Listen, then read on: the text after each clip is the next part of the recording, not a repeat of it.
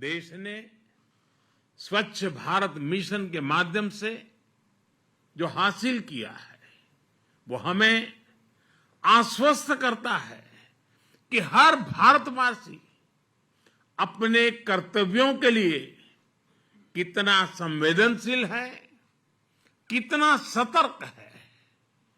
हम सफलता में और इस सफलता में भारत के हर नागरिक का योगदान है, सबका परिश्रम, सबका पसीना है।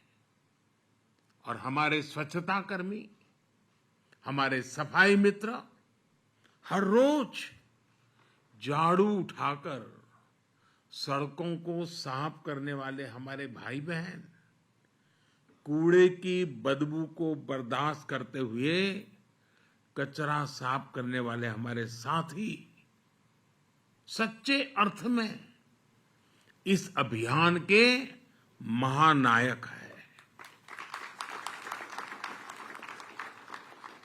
कोरोना के कठिन समय में उनके योगदान को देश ने करीब से देखा है, अनुभव किया है। मैं देश की इन उपलब्धियों पर हर भारतवासी को बधाई के साथ ही स्वच्छ भारत मिशन अर्बन 2.0 और अमृत 2.0 के लिए शुभकामनाएं देता हूं। और इससे सुखद ये क्या होगा कि ये नई शुरुआत आज गांधी जयंती के एक दिन पहले ही हो रही है। ये अभियान पूज्य बापू की प्रेरणा का ही परिणाम है और बापू के आदर्शों से ही सिद्धि की ओर बढ़ रहा है। आप कल्पना करिए, स्वच्छता के साथ साथ इससे हमारी माताओं बहनों के लिए कितनी सुविधा बढ़ी है। पहले ही कितनी ही महिलाएं घर से निकल नहीं पाती थी, काम पर नहीं जा पाती थी, क्योंकि बाहर टॉयलेट की सुविधा ही नहीं होती थी। कितनी ही बेटियों को स्कूल में शौचालय न होने की वजह से पढ़ाई छोड़नी पड़ती थी। अब इन सब में बदलाव आ रहा है। आजादी के 75वें वर्ष में देश की इन सफलताओं को, आज के नए संकल्पों को पूज्य बापू के चरणों में अर्पित करता हूं और नमन करता हूं। साथियों, हम सभी का ये भी सौभाग्य है कि आज ये कार्यक्रम बाबा साहब को समर्पित इस इंटरनेशनल सेंटर में आयोजित हो रहा है। बाबा साहब असमानता दूर करने का बहुत बड़ा माध्यम शहरी विकास को मानते थे।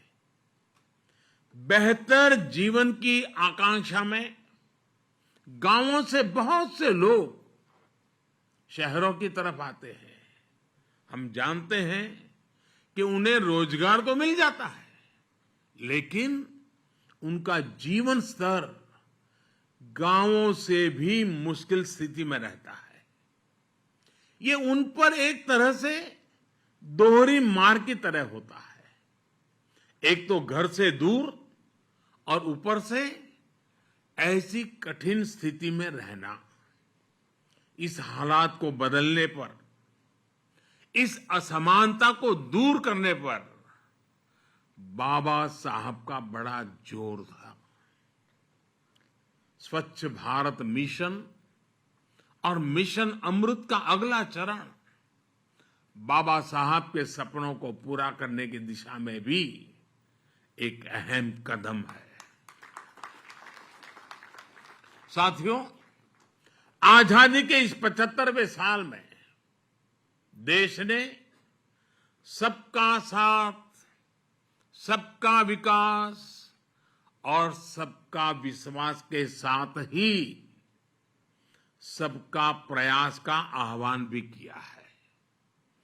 सबका प्रयास की ये भावना स्वच्छता के लिए भी उतनी ही जरूरी है। आप में से कई लोग दूर दराज के ग्रामीण इलाकों में जरूर गए होंगे। आदिवासी समाज के पारंपरिक घरों को जरूर देखा होगा। कम संसाधनों के बावजूद उनके घरों में स्वच्छता और सौंदर्य को देखकर हर कोई भी आकर्षित हो जाता है। ऐसे ही आप नॉर्थ ईस्ट में जाइए, हिमाचल या उत्तराखंड के पहाड़ों पर जाइए। पहाड़ों पर छोटे छोटे घरों में भी साफ सफाई की वजह से एक अलग ही सकारात्मक ऊर्जा प्रवाहित होती है। इन साथियों के साथ रहकर हमें सीख सकते हैं कि स्वच्छता और सुख का कितना गहरा संबंध होता है। इसलिए जब मैं गुजरात का मुख्यमंत्री बना और प्रगति के लिए पर्यटन की संभावनाओं को निखारना शुरू किया, तो सबसे बड़ा फोकस स्वच्छता और इस प्रयास में सभी को जोड़ने पर किया गया। निर्मल गुजरात अभियान जब जन आंदोलन बना तो उसके बहुत अच्छे परिणाम भी मिले। इससे गुजरात को नई पहचान तो मिली ही, राज्य में पर्यटन भी बढ़ा। भाई और बहनों, जन आंदोलन की ये भावना स्वच्छ भारत मिशन की सफलता का आधार है। पहले शहरों में कचरा सड़कों पर होता था, गलियों में होता था, लेकिन अब घरों से न केवल वेस्ट कलेक्शन पर बल दिया जा रहा है, बल्कि वेस्ट सेग्रीगेशन पर भी जोर है।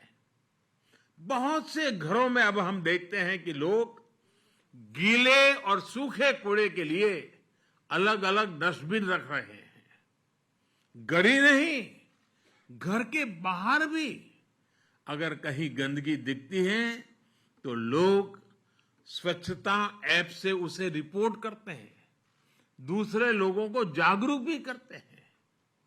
मैं इस बात से बहुत खुश होता हूं कि स्वच्छता अभियान को मजबूती देने का बीड़ा हमारी आज की पीढ़ी ने उठाया हुआ है।